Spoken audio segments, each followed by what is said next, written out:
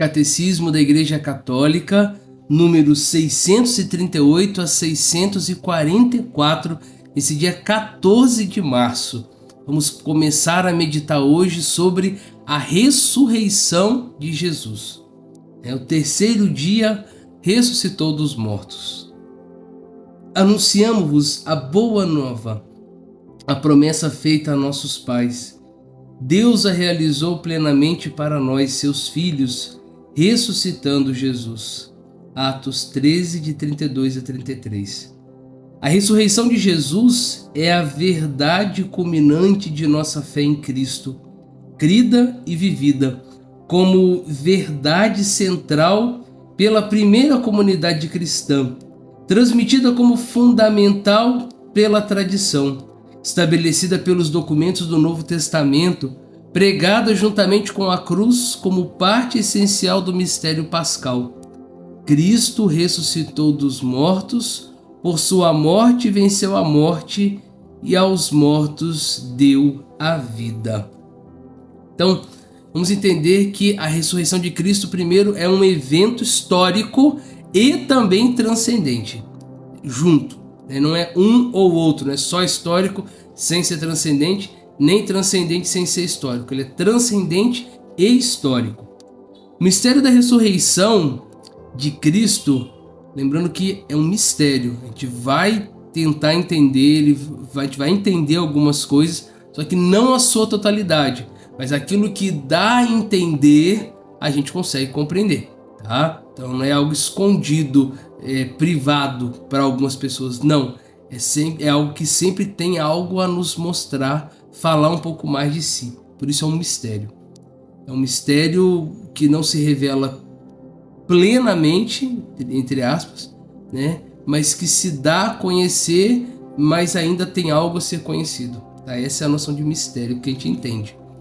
O mistério da ressurreição de Cristo é um acontecimento real, que teve manifestações historicamente constatadas, como atestado no Novo Testamento. Já São Paulo escrevia aos Coríntios pelo ano 56: Eu vos transmiti o que eu mesmo recebi. Cristo morreu por nossos pecados segundo as Escrituras. Foi sepultado, ressuscitou ao terceiro dia, segundo as Escrituras. Apareceu a Cefas e depois aos 12. O apóstolo fala aqui da viva tradição da ressurreição, que ficou conhecendo após a sua conversão às portas de Damasco. Então, primeiro vamos meditar sobre o túmulo vazio. Por que procuras entre os mortos aquele que vive? Ele não está aqui. Ressuscitou. No quadro dos acontecimentos da Páscoa, o primeiro elemento com que se depara é o sepulcro vazio. Ele não constitui em si uma prova direta. A ausência do corpo de Cristo no túmulo poderia explicar-se de outra forma. Apesar disso, o sepulcro vazio constitui para todos um sinal essencial. Sua descoberta pelos discípulos foi o primeiro passo para o reconhecimento do próprio fato da ressurreição. Este é o caso das santas mulheres, em primeiro lugar, em seguida de Pedro. O discípulo que Jesus amava afirma que ao entrar no túmulo vazio e ao descobrir os panos de linho no chão, viu e creu. Isto supõe que ele tenha constatado, pelo estado do sepulcro vazio, que a ausência do corpo de Jesus não poderia ser obra humana e que Jesus não havia simplesmente retomado a vida terrestre, como tinha sido o caso de Lázaro. Então nós vamos terminar a reflexão de hoje meditando sobre as aparições do ressuscitado. Maria de Magdala e as santas mulheres que vinham terminar de embalsamar o corpo de Jesus, sepultado às pressas devido à chegada do sábado, na sexta-feira santa, foram as primeiras a encontrar o ressuscitado. Assim, as mulheres foram as primeiras mensageiras da ressurreição de Cristo para os próprios apóstolos.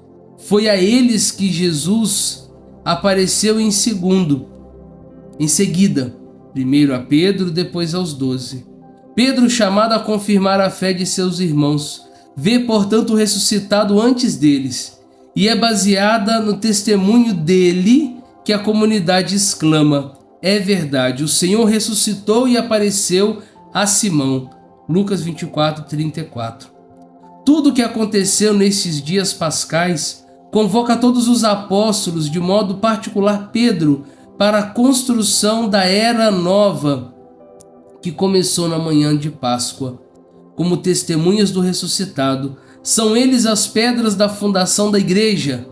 A fé da primeira comunidade dos crentes tem por fundamento o testemunho dos homens concretos, conhecidos dos cristãos, e na maioria dos casos, vivendo ainda com eles. Essas testemunhas da ressurreição de Cristo são, antes de tudo, Pedro e os 12, mas não somente eles.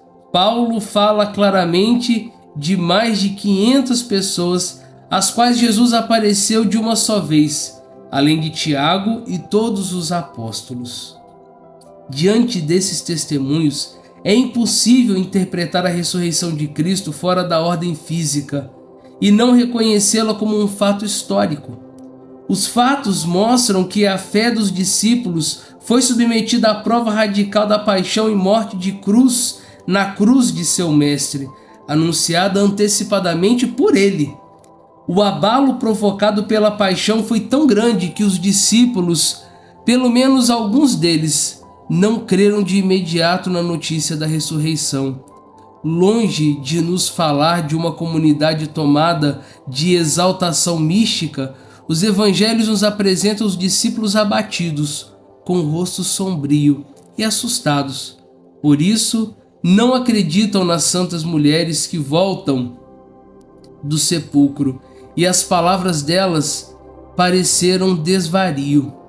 Quando Jesus se manifesta aos 11 na tarde da Páscoa, censura-lhes a incredulidade, a dureza de coração, porque não haviam dado crédito aos que tinham visto o ressuscitado.